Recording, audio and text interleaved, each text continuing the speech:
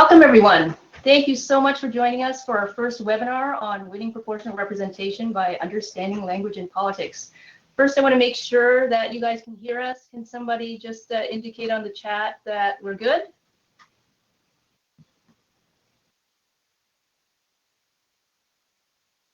Great. You can hear us loud and clear. Wonderful. So I'm Grace Law, and this is Reese Goldstein. And we will be presenting this webinar to you today. Our PR for PR team also consists of Sherry Oberman from Winnipeg and Matthew Piggott from Toronto. We're so excited that you're interested in exploring how to shift the way we think about and use language when we talk about electoral reform. And we can't believe that we maxed out our registrations at 100 people in a week and a half, and we hear some of you are having webinar parties, so that's terrific. I think it goes to show that everyone feels that there needs to be some kind of change in our messaging. So let's get started. Okay, just so you know what's coming up, we're going to start the presentation with a little intro, and next Reese will explain some of the science, and finally I'll go into the application and a bunch of examples at the end. We'll follow that with a question and answer period, and we'll take questions from the chat box, which you'll find if you click on the speech bubble on the right of your screen. If that menu disappears, just move your mouse over to the side and it will appear again. So first, a little bit about myself. It's actually kind of strange that I'm giving this presentation to you.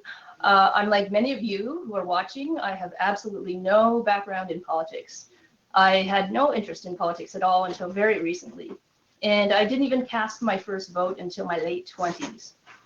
So if I'm not interested in politics, why am I here? I'm here because the first time I ever voted was also the first time I ever felt completely betrayed as a Canadian citizen. When I saw the results on TV and figured out what the popular vote was, I just couldn't believe that something like this could happen in Canada. And no one around me seemed to think that anything should be done about it. I'm also here because the next time I felt completely betrayed as a Canadian was, of course, when Trudeau undemocratically changed his mind on electoral reform. For me, I'm sure it was for all of you, that was possibly the most depressing day for me as a Canadian. As I followed the movement over the past few years, I observed, as I'm sure we all have, that there was something missing in our messaging. There was something that our opponents understood how to do and we did not. And whatever it was integrally tied to language. For instance, why does this work, yet this doesn't? And why do voters often vote against their own self-interests, even when they could clearly benefit from the results? And what drives our opponents to lie, and what can we do about it? Clearly, our opponents have the upper hand on messaging, and we need to change something. But what? That is why I started this group, PR for PR. These are the very questions that I asked myself after following the yes and no campaigns for the referendum in British Columbia. It was after that loss that I decided that something was missing in our messaging and that this group needed to exist in order to solve this mystery. I formed PR for PR in order to have a group that is dedicated to figuring out how to approach message development in a disciplined way, one that is based on research and cognitive science. With this knowledge, we want to be able to do three things: develop messaging grounded in the cognitive science of language, train advocates to be skilled at using language to our advantage, and to become a vital resource for effective messaging to win proportional representation. In this presentation, we want to give you a taste of what we have begun to learn.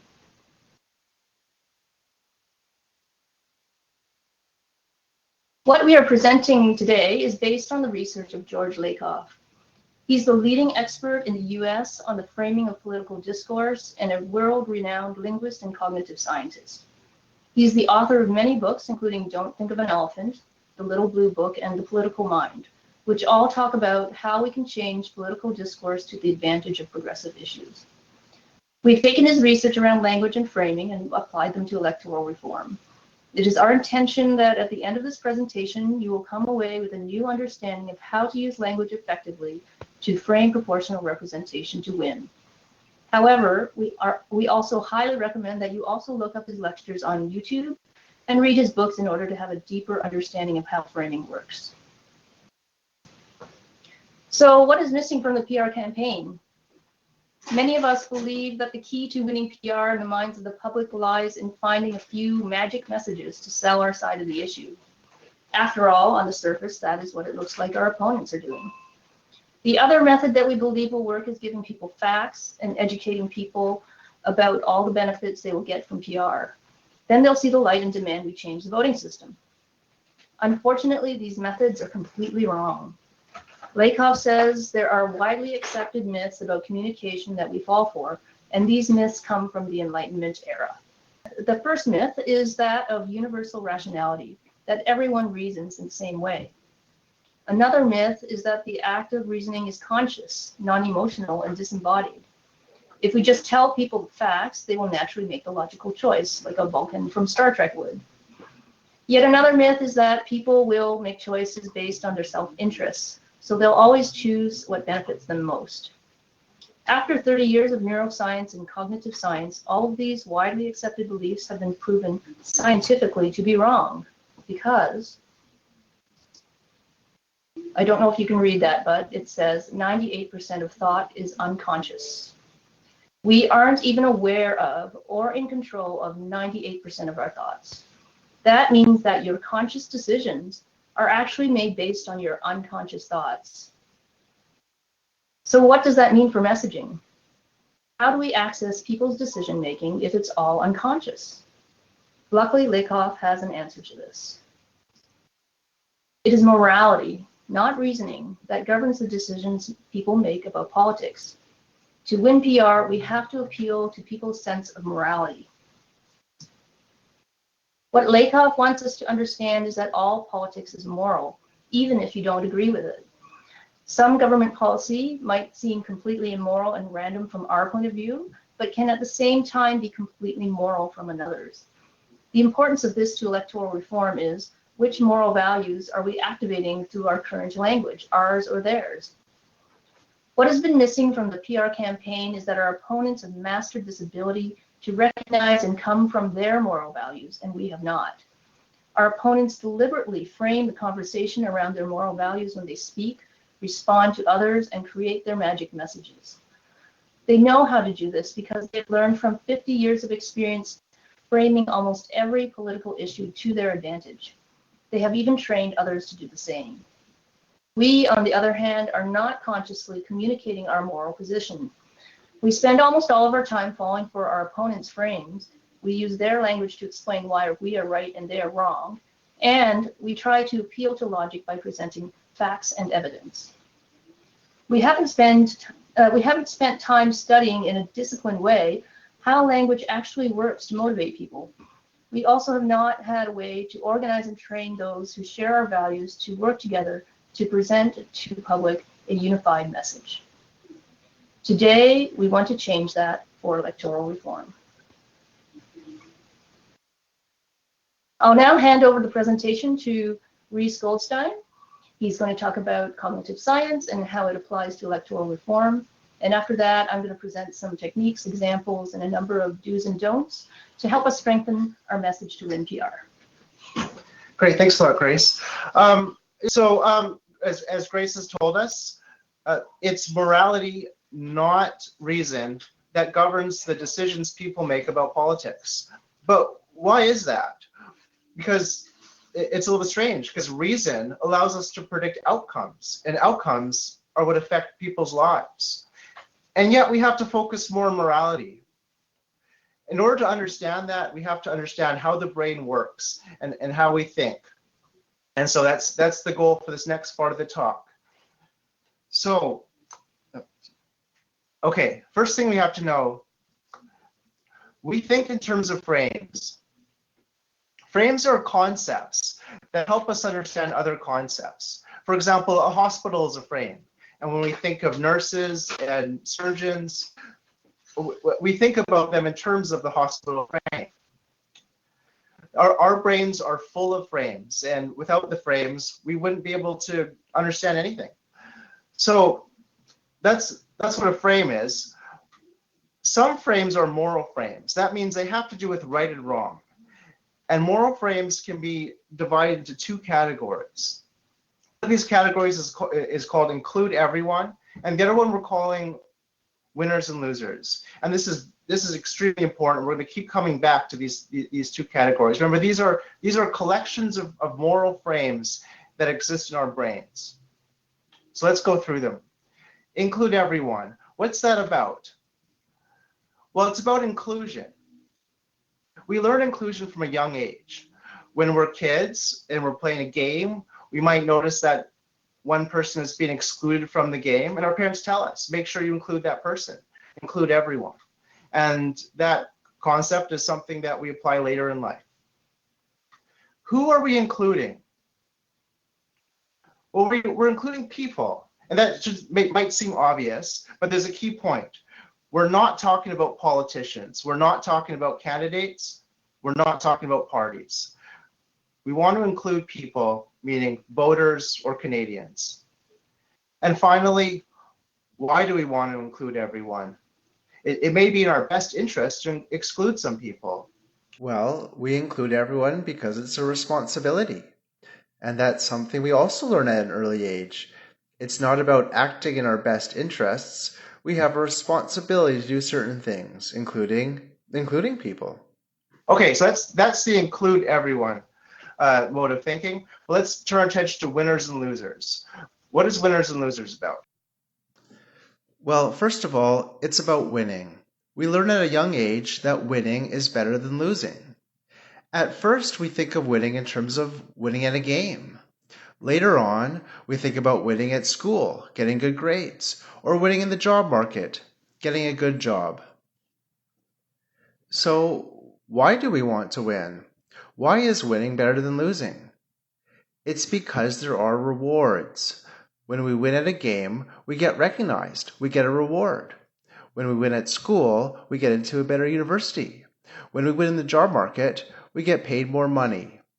So, rewards are key in this framework.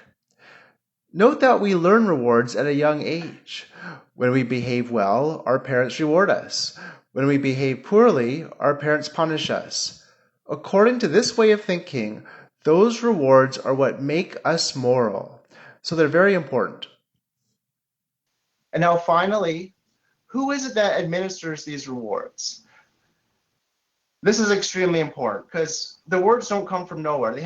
Someone has to actually administer them, and that's the moral authority. So when we're young, the moral authority is our parents. They're the ones that reward us from doing well. But later in life, there's other moral authorities. For example, the government. The government is a moral authority that rewards people in society for being productive, for being diligent, and for being moral. And that's in this way of thinking, the moral authority is extremely important. So we've got these two collections of frames, and we call these moral frameworks. So remember, we have frames, we have moral frames, and then we have two categories of moral frames, the two moral frameworks. Now, before we carry on, there's an important side note here. It's not critical to electoral reform, but it's something you should know, and so we're going to take the time to highlight that. So George Lakoff does not refer to these as include everyone and winners and losers. Those are names that we're putting forward because I think it's easier to think about his theories in terms of electoral reform. What he's actually called these are nurturant parent and strict father. And let me explain why he calls them that. So according to Lakoff, we learn morality at a very young age, mostly from our families. And then later on, we apply the same principles to other things in life, including politics. And in particular, we see nations as families. And we don't realize that we see nations as families, but it's something we do unconsciously.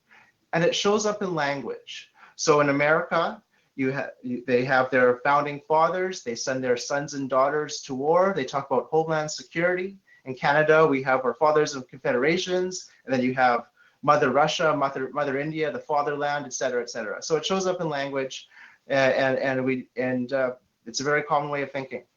So that's the purpose of naming these things, and these are concepts that you should learn especially if you want to apply this theory to other political issues. But right now we're going to actually focus on just our terms, include every winners and losers. One reason we're doing that is we don't want to give the impression that there are two types of people. Nurturant and parent and strict father might make you think that, okay, there's two different people that think different ways. Actually, that's not the case, and that wasn't the intent. The key concept is that everyone has both sets of moral frames in their brain. Everyone understands inclusion, people responsibility. Everyone understands winning and rewards, and has some notion of moral authority. So these are common to everyone, and you'll see that that's extremely important. All right, so the examples are coming. You're all waiting to see sort of examples of how we use this, and that's on the way. But there's one key insight that we have to get before we understand the example. So we're going to do that now. So as I said before, we think in terms of frames. Our brains are full of frames, and I said that as if frames were physical structures that actually take up space in our brains, and that's exactly what they are. So frames take the form of neurocircuitry, and our brains are full of neurocircuitry. The word neurocircuitry reminds us of computer circuitry, and there are similarities because with computer circuitry we can activate certain parts of the circuit, and we do the same with neurocircuitry. For example, there's circuitry in your brain for an elephant, and if I say elephant, it actually activates that part of your brain and sends signals through that part. So that's an important concept. Now, one thing that's different about neurocircuitry and computer circuitry is that neurocircuitry changes. The actual structure changes, and we'll see that that's absolutely key to messaging. So remember, we had moral frames, and then we had two categories of moral frames: include everyone and winners and losers. Well, because they're frames, they take the form of neurocircuitry. So you have include everyone neurocircuitry and winners and losers neurocircuitry, and they can actually be activated. And here's an interesting thing: is when one of these two frameworks gets activated, the other one gets deactivated. That's very important to understand. So if we activate the include everyone framework, the winners and losers neurocircuitry shuts off temporarily. And if we activate winners and losers, the include everyone turns off. So you can only think about one of these at a time. And that turns out to be really important. So what about political issues? Well, issues are also neurocircuitry, and they get connected to the include everyone in winners and losers neurocircuitry. When I say connected, I mean they get physically connected. And here's the thing. Now, sometimes one side of the connection become more strong than the other side. So it's possible to strengthen the connection to include everyone, and that will tend to lead someone to take a certain position on this issue. But if the issue gets connected more strongly to winners and losers, then they'll take the other side of the issue. Now, here's the key question, and this is something we need to know. What is it that strengthens the connections between an issue and one of the moral frameworks? Is it logical arguments, or is it language? So everyone think, if you want, you could throw the answer into the chat or just answer it in your head. What is it that strengthens connections between issues and moral frames? Is it logic or language? And the answer is language. It's not the logic. You can't form connections in people's brains by giving people logical arguments. It's the language that's critical. What language does is it activates one of the moral frameworks or the other one. And when the framework is activated, that's what causes connections to physically form. Here's something interesting. What happens if you use logical arguments for the include everyone side of the issue, but you use language associated with winners and losers. In that case, the language wins. You're actually strengthening the connection to winners and losers and doing the opposite of what you wanted to do. The fact that you made it a logical argument for include everyone doesn't matter. So now let's look at electoral reform, a specific issue. So again, if a person hears include everyone language, it will strengthen the connections to those moral frames, and that will lead a person to prefer proportional representation. But if they hear language associated with winners and losers, it'll strengthen the other connections, and that will likely lead them to choose first past the post as a preferred option. Now, what happens if we make a logical argument for proportional representation, but we make that argument using winners and losers language? Then we're strengthening the connections on the winners losers side, and we're actually in the long term leading people towards first past the post. So the language is absolutely critical. Now let's go back to those two moral frameworks, and we're going to go through them again this time, but we're going to go through them specifically in the context of electoral reform. It's very important that we understand the moral arguments for both proportional representation and for first past the post. So we're going to go through those now, and why we need to understand them is so that we know what language to use and what not to use. So let's start with include everyone and the moral argument for proportional representation. It goes like this. Democracy should include everyone. It's wrong to exclude people. It's wrong to exclude people's views. Our parliament and legislatures should include the same views as the people in the same proportions. We may not like other people's views. We may want their views to be underrepresented. But a system that underrepresents people's views is a system that excludes people. We must include everyone, regardless of whether it is in our own self-interest. The views of the people should always be represented in direct proportion to their numbers. So that's the moral argument for proportional representation. And notice that it doesn't talk about outcomes. It doesn't talk about people benefiting from proportional representation or getting better policies. It's strictly a moral argument based on inclusion, a concept that we've known all our lives.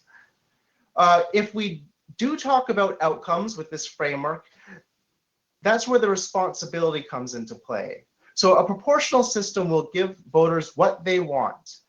That places more responsibility in the hands of people. If people are responsible, then we'll get good outcomes under PR. All right, now let's look at the moral argument for first past the post, according to the winners and losers framework. And it goes like this. Some people are better than others at certain things.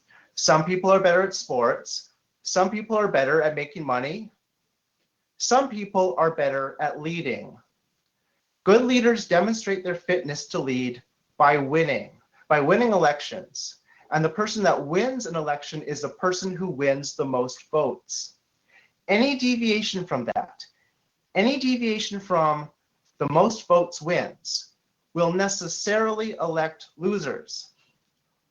All of those complicated and confusing voting systems, they're all just convoluted ways of electing losers. If the system changes and losers get elected, they won't have an incentive to serve the people. They didn't need the people's support to get elected. They'll be bad leaders, lazy, unproductive, immoral. So that's the core of the argument. It's based on incentives, the idea that winning creates the right incentives, and that losers won't have those incentives. And it is a moral argument. It's moral because if people believe this, they will support first past the post, even if it's against their own self-interest. But there's more to it than that. I haven't talked about the moral authority, so let me continue with that a bit longer. So we said that, so the argument is that system will elect losers. What will those losers do once they're elected? They'll reward other losers in society. That will reduce the incentives that keep society productive, that keep society disciplined, that keep society moral. Those who want to change the system are so idealistic, so reckless, and so naive, they don't realize that they too will lose all the great things that they take for granted, the great things that come from having a productive, disciplined, and moral society. So there's the moral argument for first past the post. We do not agree with it, but we understand it. And we should understand that they actually have our best interests in mind too, because they feel that we too depend on the benefits that come from having a moral authority and a society based on winning and rewards. Okay, that's it for the theory. So now we can start applying this. Rule number 1, don't talk about winners and losers. When we talk about winners and losers, we activate the winners and losers neurocircuitry. We can create connections on the wrong side, and that will lead people to prefer first past the post, regardless of the substance of our arguments. Well, what if we said voting is not about winners and losers and negate it? That doesn't work. When you negate a frame, you evoke it. George Lakoff wrote a book called Don't Think of an Elephant. And when you hear don't think of an elephant, you think of an elephant. When you hear voting is not about winners and losers, you think about winners and losers. Remember, when we talk about winners and losers, we lose. Well, what else could we say? What if we tried to be clever and said that under proportional representation, everyone wins? That's still talking about winners and losers. And actually, if you're thinking about winners and losers, that's your greatest fear. Because a system where everyone wins is a system where there's no incentives at all. That's the worst case scenario. So we can't say everyone wins. Okay, what if we don't use the words winning or losing? What if we said proportional representation is simple, stable, and successful? That's those are words that our opponents have used for first past the post, but they're also true of proportional representation. And many of us did use them in BC, and it made sense. But when you understand the science, you can see what's wrong with that. Simple is about rewards, rewarding the person with the most votes. Stable is about the moral authority, a strong, stable majority government. And successful is about winning. When our opponents say first past the post is simple, stable, and successful, they are not trying to make a rational argument. They are trying to activate winners and losers neurocircuitry in people's brains and create connections that will lead them to support first past the post. There's a name for this. This is called moral framing. You're making people think about moral frames in order to create connections in their brain. This is what our opponents do, and this is what we must do as well, but not using their language. We must do it using our language. One more example before we move on. Let's say we make an entirely logical argument, and the argument goes something like this. Proportional representation will not elect party hacks. It is true that some systems have closed party lists, and closed lists will let parties put their hacks on top. But in Canada, we will probably get an open list system, and that lets the people decide who gets elected, who does not. There's a logical argument. Unfortunately, it uses winners and losers language. Open lists are about who gets elected and who doesn't get elected. When our opponents talk about closed lists, they want us to respond by talking about open lists. When we talk about any kind of list, we're talking about who wins and who doesn't. We're falling for their trap. We're helping them. All right. So we're going to see a whole bunch of examples and techniques that we can use. But before we do that, Grace asked a few questions at the very beginning of the talk, and we're just going to run through those questions and answer them now. So first, Grace asked, why does this work? Don't let extremists into legislature. Is it because people believe it? Is it because it's emotional? The reason why it works is because it's well framed. Who are extremists? Extremists are losers. They're evil losers.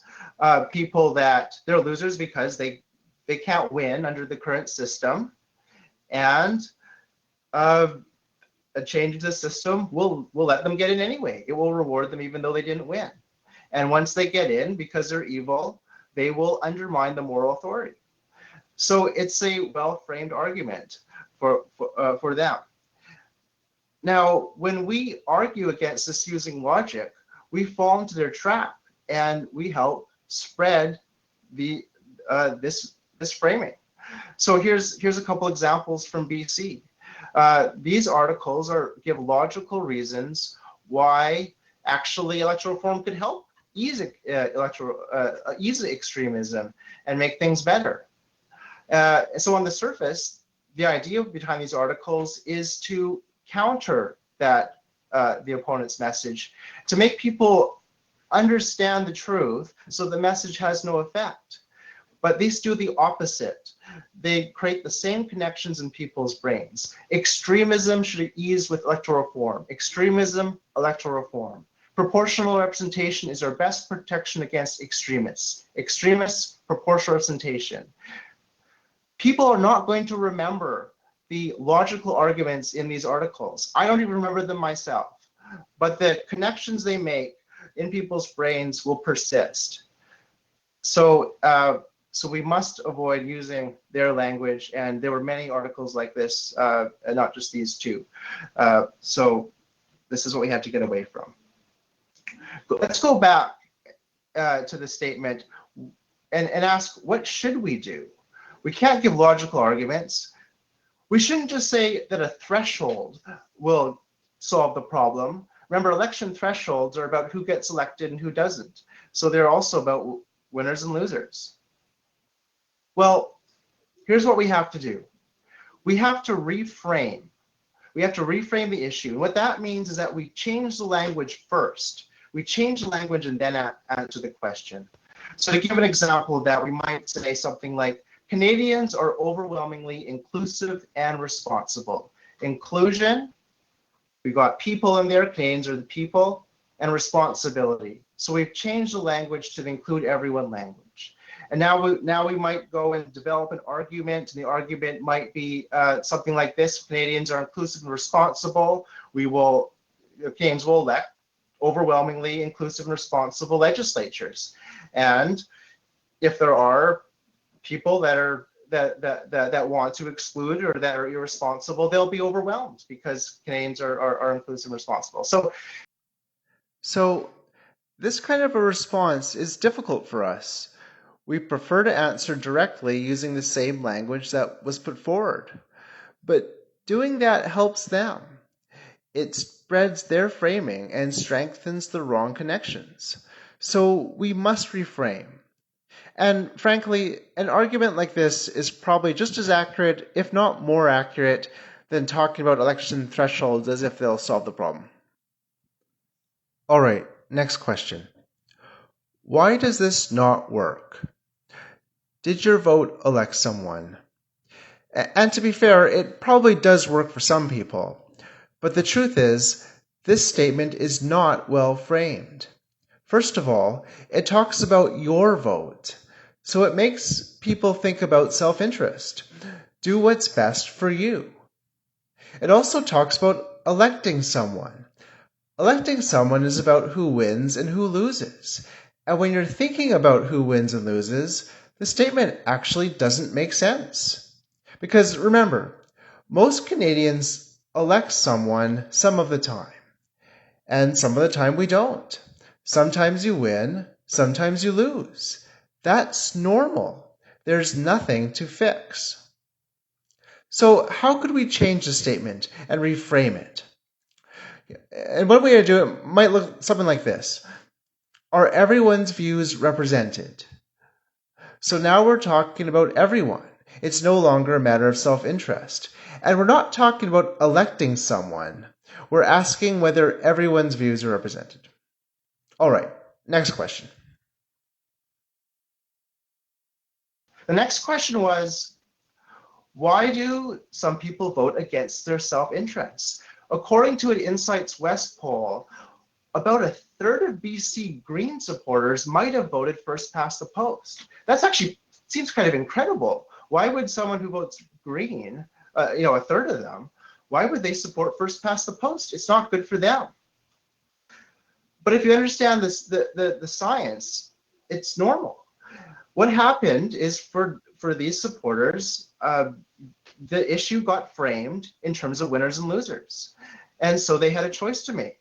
They could either support proportional representation, which was good for them, or they could keep the current system, which they saw as the more moral system because of the winners and losers framing. And people will tend to choose the option that they see as moral against their self-interest. And the unfortunate truth is some of our messaging may have actually made this worse. So one of our messages was a system that works for you. And right away, this appeals to self-interest. You should vote for a system that works for you, regardless if it works for other people. We might have been better off with a statement like a system that includes everyone. Because now you're saying to Green supporters, if you vote proportional representation, it's not just good for you.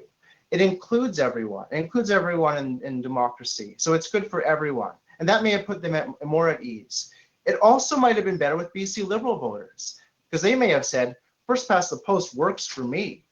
But it may not work for my neighbors. It may not work for my children. I may support a system that includes everyone. So that's a key concept, to focus on morality and not self-interest. Final question. Why do our opponents lie? So they would say things like proportional representation will mean losing your local MLA. When they said this, they were trying to make people believe something that they did not believe themselves. That's a lie. Why did they do that, especially when they were so good at framing? Well, they lied because they don't have confidence. They do not have confidence in their moral position. They believe that if Canadians understood their position, that Canadians would reject it and that people would side with us and not them. And that's exactly true. Canadians, by and large, believe in democracy and in improving democracy. And democracy is not about some juvenile notion of what constitutes a winner. Democracy is about including people. Every time democracy has taken a step forward, it has advanced because it's included more people. We'll talk more about that later. The bottom line is that lying is a sign of weakness. So, our opponents use moral framing to communicate their position. We should do the same. Our opponents repeat and repeat and repeat to strengthen connections in people's brains. And we should do the same. But we must not lie. That's one thing they do that we will not copy.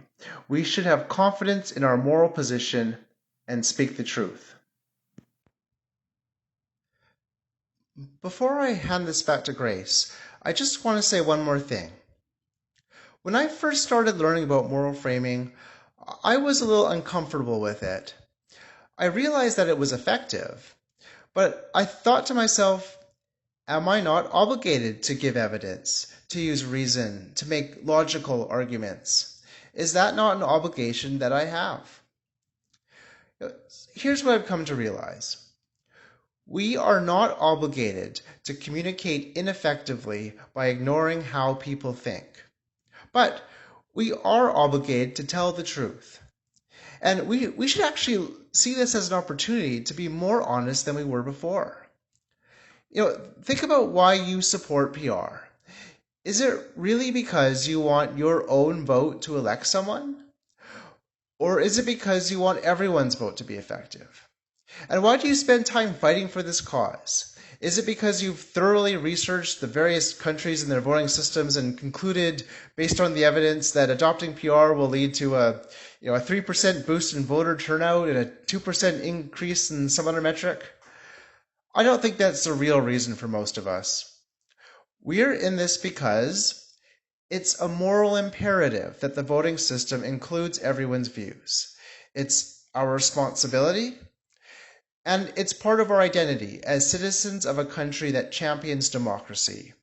These are our values, and there's nothing wrong with what we believe. So let's say it. So I'm gonna actually hand it back to Grace now, and she's gonna go over the specific techniques that we can use now that we understand the science. All right, so thank you so much for everyone's patience. So before we go into examples of how to apply moral framing to electoral reform, we want to make something very clear, and that is that this presentation is not about finding magic messages that will win PR. Before we can ever find a magic message, we have to learn how to use language to frame the entire issue to win. And that's what this presentation is about. So Reese gave us some examples of messages that we can use to respond to our opponents. But coming up with a bunch of messages is not effective unless you establish a link to your moral values. Messages need to trigger a cascade of ideas in order to be understood and accepted. Lakoff teaches in the Little Blue Book that a brain is split as neural cascades. This means that ideas do not exist as single entities, but trigger a cascade of other ideas in context in order to be understood. This physically reinforces their neural structure in the brain. For example, if I said the word school, it triggers a cascade of other ideas that create school in your brain, such as a building, a classroom, a teacher, tables and chairs, etc. If the language you use doesn't trigger a cascade of related ideas, it can't be accepted by the brain. So cascades, in other words, are very important to political understanding. They're the logic that structure and support the understanding of any political issue. So let's look at cascades for political messaging. For a political message to be effective, it has to trigger a cascade of ideas that relate back to your moral framework. This means we have to build our messages starting from the top. In our case, we would start with our moral framework, which is democracy should include everyone. Then we build our messages by working our way down to a general statement arising out of that, then to more specific frames, until we arrive at the specific issue we want to get across. Any discussion of a specific issue has to trigger the entire cascade for it to make sense. This strengthens the neural connections in those hearing your argument. This is why telling someone something new that they may perceive to be true, but usually doesn't make a difference. If new information doesn't trigger enough existing neural connections, it won't stick. Our opponents are much stronger at messaging because they have a much deeper understanding of the moral basis of their political communication. And over the past 50 years, they have established their moral framework in the public mind on almost every political issue. Because of this, their messages against electoral reform can resonate immediately with the public. We, on the other hand, have not really looked to see what the moral framework is that our specific issues are based on. And as a result, they have no foundation or link to our moral values. And that is where the work has to start. How do our issues relate back to our moral values? Once we determine what these cascades are for electoral reform, we then have to communicate them as often as we can in order to effectively change public discourse. Here are some examples of using political cascades to develop messages for electoral reform. So let's start with the one message that we want people to get, and that is that we need to change our voting system. All on its own, this message really doesn't mean anything, because usually the reaction from people is, why do we need to change the voting system? What's wrong with our voting system? It works fine, why do we need to change it? Or it serves us well, why change what's working? And we usually respond with a whole slew of the usual logical and reasonable explanations. But this time, let's come from our moral framework. Democracy should include everyone. This is a value that most people will hold. No one can argue that democracy should leave some people out. If we believe this to be true, then government, as the voice of its citizens, should represent and protect the interests of all people, not just some people or even most people. In order to do that, government has to accurately represent the views of all people. So elected representatives should be an accurate representation of what people want. The only way we can achieve an accurate representation of what people want is by adopting the principle of proportional representation. Since our current voting system is not a proportional one, we need to change the voting system to one that is. So you can see that when you tie your message back to your moral premise, you reinforce the entire cascade in people's brain. You also reinforce its associated physical, neurological structure in the brain. This is much stronger than just arguing for your issue based on reasoning. Remember, people unconsciously make political decisions based on morality, not on logic. In other words, in order for the statement, we need to change the voting system to work, we have to also establish this entire political cascade in the public mind. Now let's take this moral framework and talk about the issue from the point of view of voters. Our usual argument for this issue is that everyone's vote should count, and everyone should be represented in proportion to what they voted for. But why? Doing this exercise really helped me get to the moral core of this issue. It's one that I had never considered and one that I've never heard anyone talk about. We start off with the premise again that democracy should include everyone, and that government should represent and protect the interests of all people. But government is supposed to be the voice for its citizens, and it is voters who grant Parliament the privilege of representing them. If it is we as voters who grant that privilege, then it is also our responsibility as voters to ensure that Parliament is an accurate reflection of what we want. And we do that by voting for what we want at every election. But we cannot fulfill the responsibility of electing a government to represent us with the current non-proportional voting system. Only proportional representation can allow us to fulfill our responsibility as citizens to ensure that Parliament is an accurate reflection of what we want. Therefore, as responsible voters, we should demand that the voting system be changed. You can see that getting to the core of your moral reasoning for changing the voting system can completely change how we talk about voters' rights. You can also come up with a more compelling argument. Voters are trying to fulfill on their moral responsibility as citizens, but they're being prevented from doing so by the voting system. I want to give one more example of a political cascade, but before I do, I want to give credit to Guy Giorno. He's the former chief of staff to Stephen Harper and Mike Harris, and is a strong supporter of proportional representation. After studying Lakoff, I realized that his talk with Fair Vote Canada in 2016 is full of examples of how to frame and talk about electoral reform from your values, and how to avoid your opponent's language.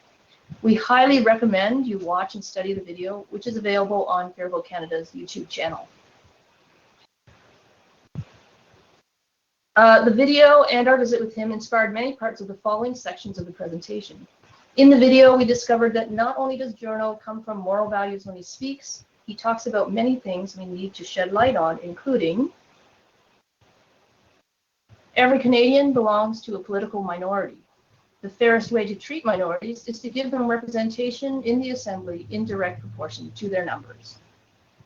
It is interesting that we've overlooked this fact that everyone actually belongs to a political minority, and that we haven't pointed this out to the public. With this in mind, how does the include everyone moral framework apply to our elected representatives? Again, starting from democracy should include everyone. Every Canadian holds a political view that only has a minority of support. All these minorities should be included in government. Since elected representatives are supposed to represent the views of people, they have a responsibility to ensure that they accurately represent the diversity of these minority views. To achieve this, elected representatives have a responsibility to ensure that they do not overrepresent any political view at the expense of another, and at the expense of what voters want. Our current non-proportional voting system prevents our elected representatives from achieving this outcome. Only proportional representation will help ensure they fulfill on this responsibility to accurately represent people's political views. Again, starting from our moral framework allows us to see more clearly what's going on. It helps us to see the moral responsibility of our elected representatives that perhaps we didn't see before. Now we can have a conversation with politicians based on their moral obligations and how the voting system prevents them from fulfilling on that. Then maybe one day they will follow the moral reasoning of Giorno, who comes to the conclusion that I would rather be fairly represented in direct proportion to numbers all of the time than to benefit from false majorities some of the time. And perhaps we could regularly ask our representatives, would you rather represent people in proportion to their views all the time? Or do you think it's okay to benefit from false majorities some of the time at the expense of other voters? It would be interesting to see what their response would be. How to respond to and avoid your opponent's frames. Basically, always choose to use your language over theirs. In other words, respond by reframing and never repeating what your opponents say. But what does this look like in practice? There are 3 things we need to remember in order to effectively reframe an issue. First, don't assume your morals are universal. As we've learned, they are not. We need to begin the work of establishing our frames in the public mind by talking from our moral values. We need to bring what was previously unconscious to the light by saying it. So know your moral framework and speak from it. And for electoral reform, it is that democracy should include everyone. Next, always think and talk about values. Explaining doesn't stick unless the reasons are value-based. What then are the values we want to talk about when it comes to electoral reform? These are 6 words that we believe are key to framing the issue and to helping people talk about our values around electoral reform. To help you remember these words, here's a narrative for democracy. Democracy is about people and should include everyone. This means accepting the diversity of views of our country and making sure everyone is represented, which is a responsibility we have to uphold. We can only fulfill on this responsibility if we have proportionality. And we need to have proportionality in order to have the inclusive, accepting democracy that we want. We believe these are the words that should be on the tip of everyone's tongues when speaking about or responding to questions on electoral reform. And will help us with the third thing we need to remember, which is say what you believe and say it often. We need to recognize that our opponents have a head start on saying what they believe and they say it often. We need to decide what we were going to say and we need to catch up. To have the impact that we want, we all need to be using the same language. If we don't, it will take us that much longer to get our message across to ordinary Canadians. So what exactly is it that we believe and want to say? Using the words from our circle, how do we reframe the conversation in order to win proportional representation? Here are some examples. When someone talks about parties, for example, proportional representation will benefit parties like the Greens and NDP, then we need to talk about people's views. This is very clear in Giorno's video. The impacts on parties are irrelevant. What counts is how closely the results reflect the views of people.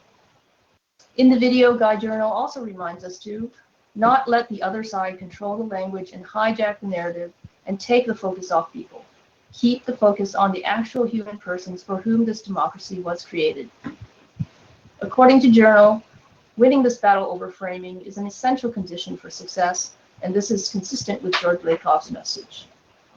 This is particularly important for those political parties who support PR. If they talk about how it benefits their party, we've lost because people see it as selfishly choosing the voting system for their own self-interests.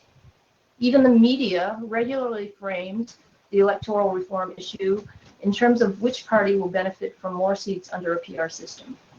If we can get the parties and the media to reframe the issue and talk about people, then we frame the issue to win.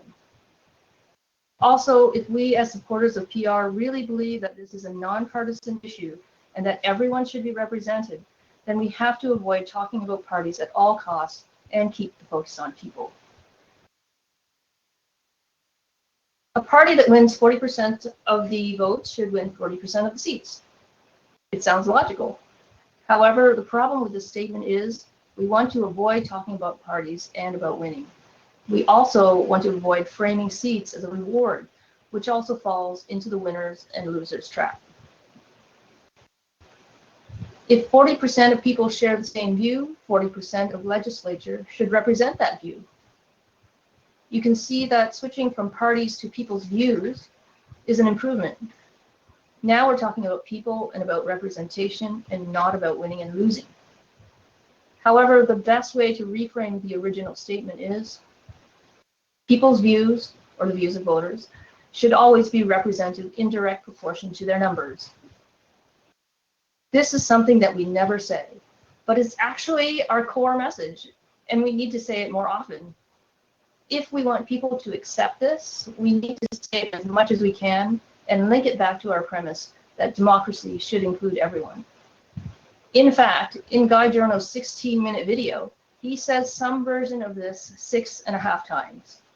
So we should really take that as a big clue as to how important this message is to winning PR. Next, we have some of the common ways in which we've been referring to the current voting system. First, we have first past the post. What's wrong with this? Well, of course, this evokes the winners and losers frame. The first one past the post is the winner. Unfortunately, we can't just stop using this because it's an established term. We can, however, avoid using it substantially by reframing, and I'll give an example of that in a bit. It also evokes a sports metaphor, which has absolutely nothing to do with electing a government body, and again, reinforces the wrong frame in people's minds. Next, we have winner take all, and I hope it's obvious why we shouldn't use this one.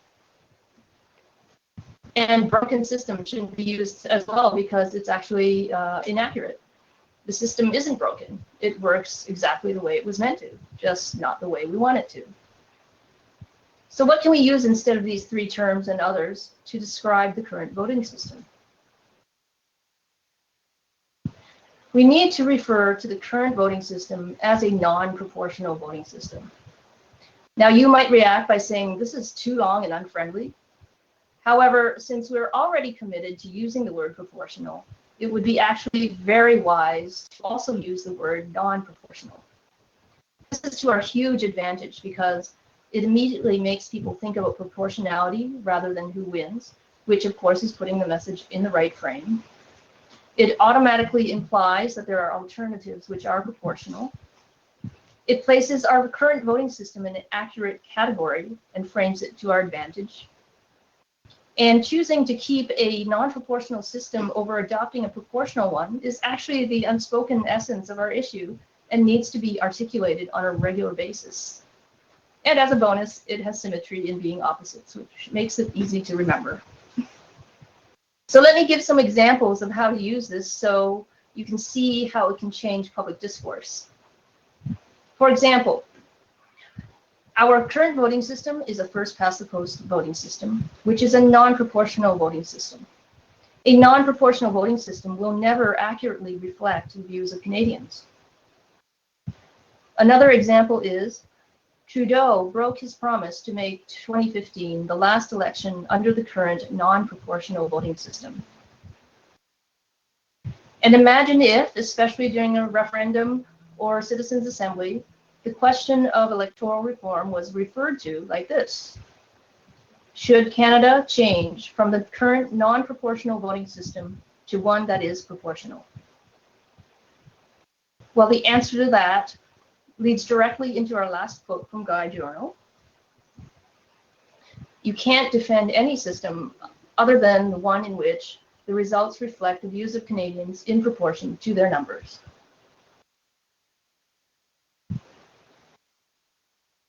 Now let's look at wasted votes. When you explain why votes are wasted, it triggers the winner-loser frame. Votes are wasted when the person you voted for didn't win. In the winner-loser frame, you shouldn't elect losers, so this justifies having wasted votes. To reframe this, we should say, People's views are systematically excluded in every election. This statement works because it implies that everyone's views should be included, which is our frame. It also makes people question, why are we using a voting system that excludes people? And how can we justify doing that? We can't. How does the tail wags the dog evoke the winner-loser frame? Well, the loser gets to have control, which in the winner-loser frame is actually immoral. There's also something else this statement does, though, that is very important to recognize. It sets people up to be stuck in an oppositional model of government. It makes people believe that the larger parties are always at the mercy of the small party, and it blocks people from considering the possibility that the large parties could actually shut out the small party by choosing to work together instead of against each other. If we respond with, all parties have a responsibility to work with each other for the benefit of voters, not themselves, then we reframe this to be about responsibility and cooperation and about voters. This reminds people that any combination of parties can choose to work together at any time, which is ideally how we want our government to work.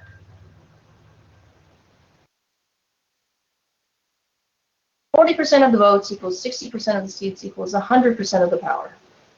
So the statement looks pretty logical, but it actually falls into the winner-loser frame. 40% is not the majority, but it's the most votes, so it's okay that they won.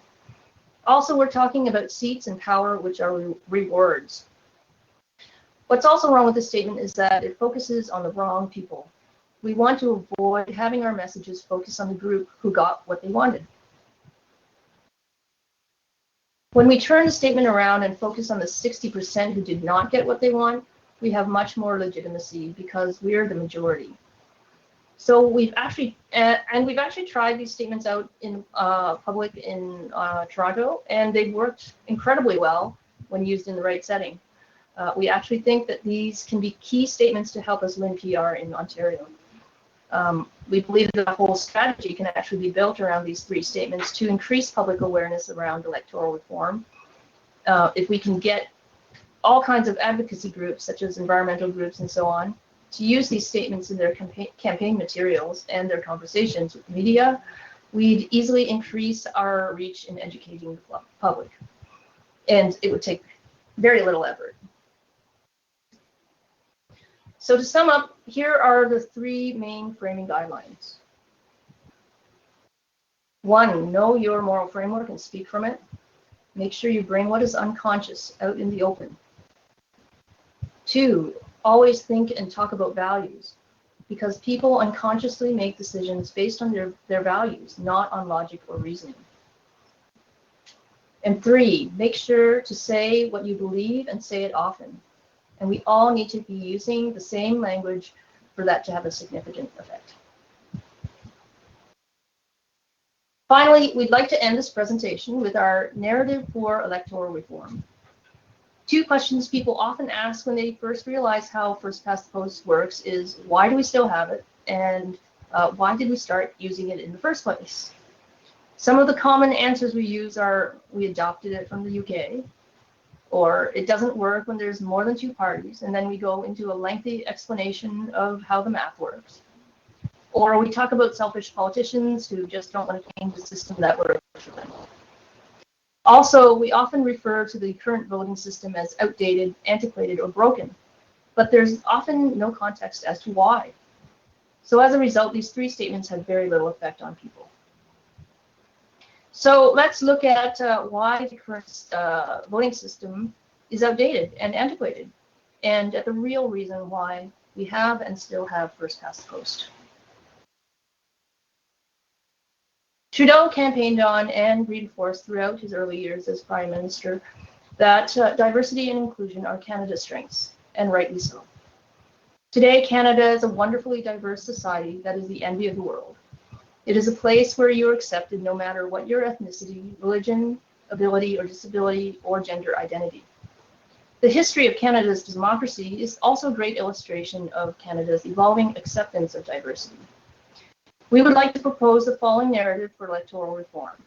It follows Canada's early history of exclusion of people in politics, inevitably coming in line with inclusion and diversity being the core of our current identity as Canadians.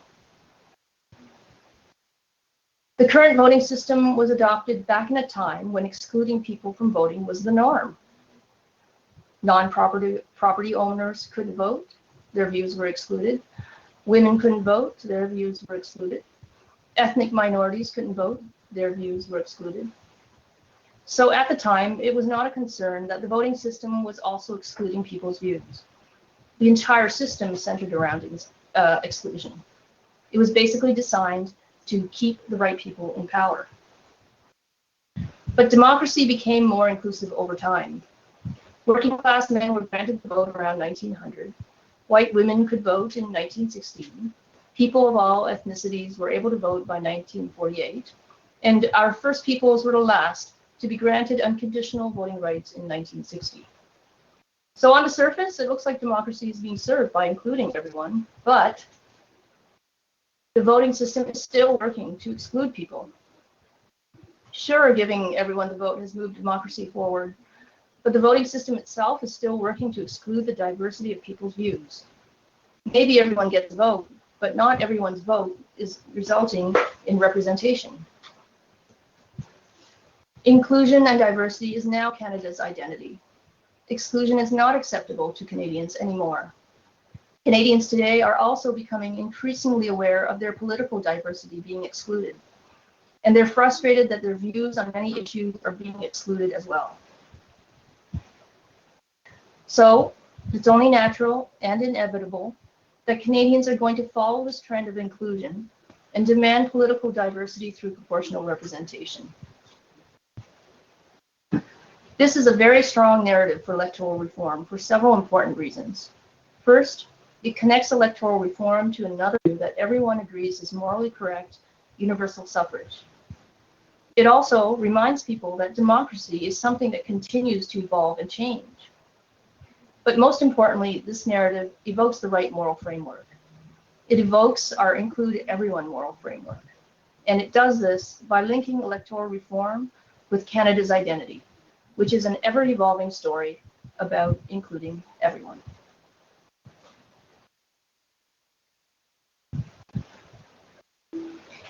So to conclude, we need to shift away from defensive messaging. We need to take control of the language. We need to take control of how electoral reform is framed. Now, you might be saying to yourself, what about other messaging techniques? Do we still use them? How do they fit in? We are not ruling out the use of other techniques, but moral framing is absolutely fundamental.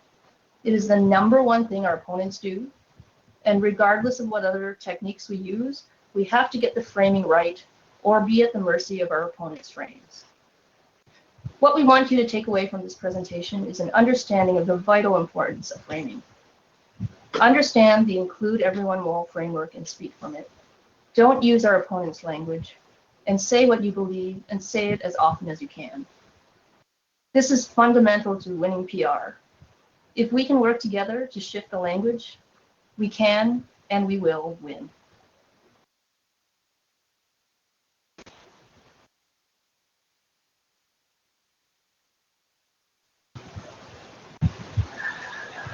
So before we go into the Q&A, we'd really like to thank some people, including our other PR for PR members, Sherry Oberman from Winnipeg. Hi, Sherry. And Matthew Piggott, who's here with us in Toronto. They spent hours at our bi-monthly meetings researching and developing messages and planning and testing the presentation. And so thanks so much for that. We'd also like to thank Anita Nickerson and Rael Laverne for their support with running this webinar. And thank you to Joyce Hall and the many volunteers at Fair Vote Toronto for all their help behind the scenes and for generously hosting this presentation. So we wanted this presentation to be a small but powerful example of what we can accomplish if we have a centralized public relations team, a team that's focused on studying and developing a communication strategy and then sharing it through providing training and resources. So right now we're just a handful of volunteers that does this in their spare time, and there's still lots of work that needs to be done. So we would really like to grow our team. So if this is something that you or your organization is interested in helping take on, please feel free to email me right after this webinar, and just email pr@yahoo.com. Or you can also reach me by replying to the event invitation, and I should get that. Finally, we wanted to let you know that after the webinar, we will email you a survey, and we'll also email you a link to some resources that we created related to the presentation. There's a quick reference card with all the techniques we introduced here. There'll be a list of all the framing examples, and you'll also be able to download the guide journal quotes to use on social media. And also, when it's ready, we'll email you a link to a video of the webinar so you can watch it again and share it. Want to take over the Q&A? Well, okay. Well, yeah. So thanks a lot. Thanks for staying with us despite the technical glitches, and we're happy to take some questions now. Appreciate the thank yous. Does anyone have any questions? Okay. For Mel, Sonia Personal also use this sort of messaging. What do you say to people who say it's not hard hitting enough? It does not affect people emotionally. Well, I would kind of disagree with that, and also say that in order to be emotional, we have to come from the right moral framework, and if we don't, then we could be falling into the wrong frame, which won't work to our advantage. So there's more to emotional messages than just them being emotional. So we have to have a good grounding in what our moral values are before we can even come up with an emotional message. Yeah, I think emotion. From what I've heard, it helps. It's good to have emotional message if you can, but we do see the framing and the language as being absolutely critical. All right. So, what is the best frame to combat fear? So, we went into this a little bit. The issue of fear is interesting because remember that the message about extremists. It is meant to make people be a bit afraid, to feel vulnerable, and to feel they need protection. Hence the strong steel majority government and the moral authority to protect them. But even if people are not afraid, the language of the message still has an effect. Even if they don't believe extremists can take over and are not afraid by the message, they're still thinking winners and losers, and that still creates a tendency to go towards first past the post. So it's important to understand that the fear is not just the emotion by itself. It's also that the language that they use when they convey it is extremely important, and then that's part of their strategy. What's the best thing? I mean, I think it's that Canadians are overwhelmingly inclusive and responsible. Yeah, I think Canadians are overwhelmingly inclusive and responsible speaking highly about the people is extremely important, because the more you express the fact that the people are responsible and will sort of have the capability to sort of take to sort of to be powerful and to sort of express themselves, and then the more these fear-based arguments don't make sense. I think the number one thing is to reframe. There may be a tendency sometimes to point out lies and inaccuracies. We have to be really careful when we do that. I mean, it may be possible in some cases to point out that what the opponents are doing is they're just trying to make people feel vulnerable, and so that they see them as protectors or something like that. We have to be really careful not to overdo it with making it seem like the other side's evil, because evil is really a winners and losers concept. So we want to talk about the sort of power of people. Is this designed to speak to the liberal majority of Canadians now that diversity is under attack? I think it's important to understand that we're not directing these statements to one side or the other. That everyone has these frames in their brain, and we need to activate the one that works for us. Everybody has an include everyone frame in their brain, and they apply it to different issues, and we want them to apply it to electoral reform. Yeah, that's an important concept. I think that the values approach is, I think, really good for liberal supporters and people that benefit or do quite well under the current system. And it's just acknowledging that people all have inclusion responsibility as concepts in their brains, and they all we have a desire to do the right thing. So we make people understand that electoral reform and proportional representation is a moral imperative. Then yes, liberal voters and sort of the centrist majority, if you will, we are a diverse people, but just if you will, the centrists will come on board. All through the BC referendum, I wondered why our messaging was failing so badly. Now I know why. Thanks for a great presentation. So that's very nice to hear. And I just want to point out that we have like the highest respect for everyone who campaigned in BC. It was a great thing, and we made a lot of ground by what we did. So it's not like it's not like it was all messaging, and of course we learned a lot ourselves by studying what happened, and I think it's important to acknowledge that messaging was part of the issue. Do you have plans to develop a script for use with the public, for presentations or for one-on-one dialogues? Some people might call these laser talks. I think that, basically, everything in this presentation you can apply to pretty much any talk that you have in the public. It takes practice, but just remember to use these 6 words in circle, and just keep practicing framing the issue to our advantage. Go through your already existing materials and practice reframing them. I think it's mostly practice, and we are providing resources on all the frames that we showed in the presentation, and when we come up with more, we'll share those as well. That's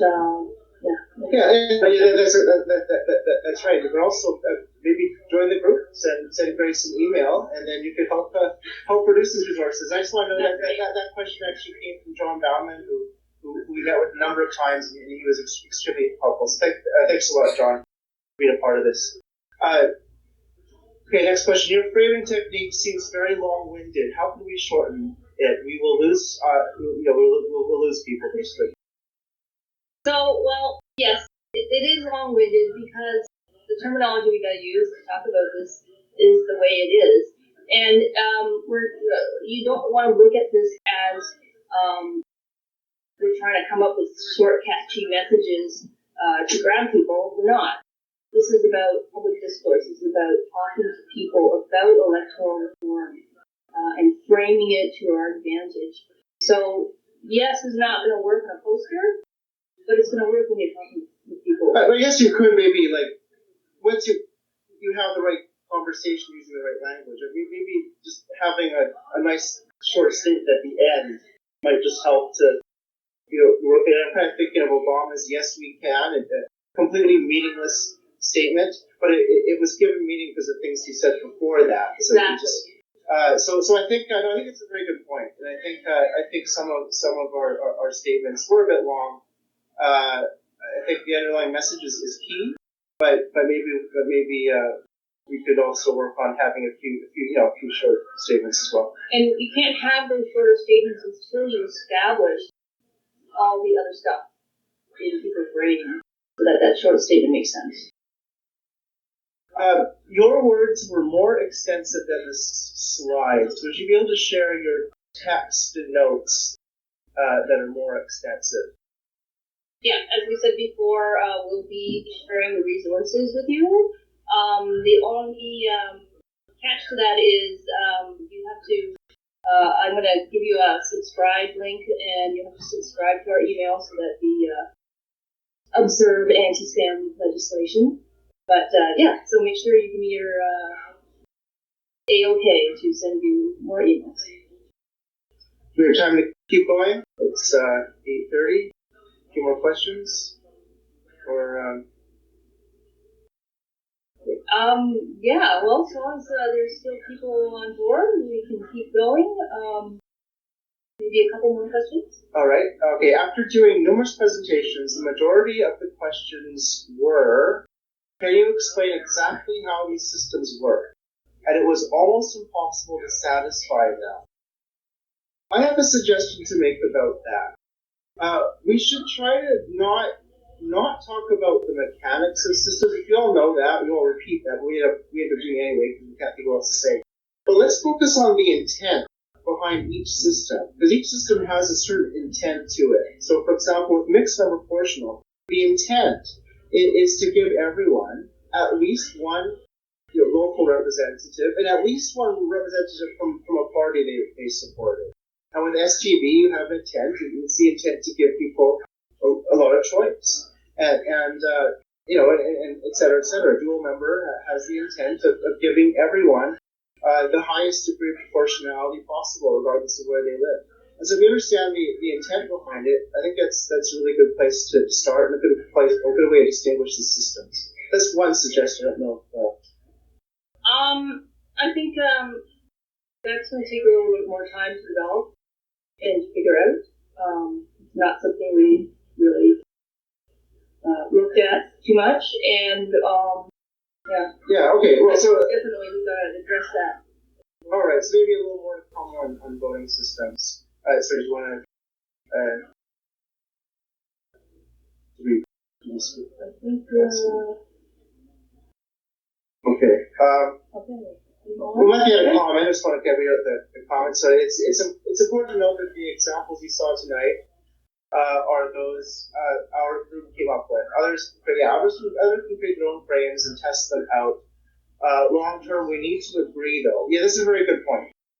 We don't all want to come up with different messages. We need to agree on our key messages so that we can repeat and repeat them. So that's from Matthew, and that's an excellent point.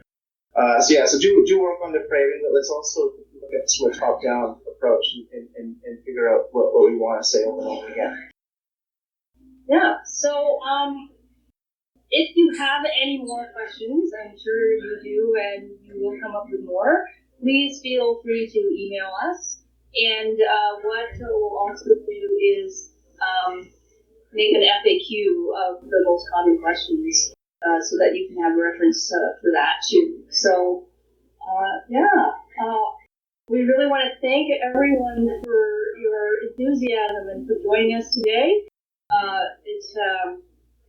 It was a lot of work, but so glad we did it, and hopefully this will help us turn the tide and help us win PR sooner rather than later. All right. Yeah. Thanks, everyone. Thank you. Thanks, everybody.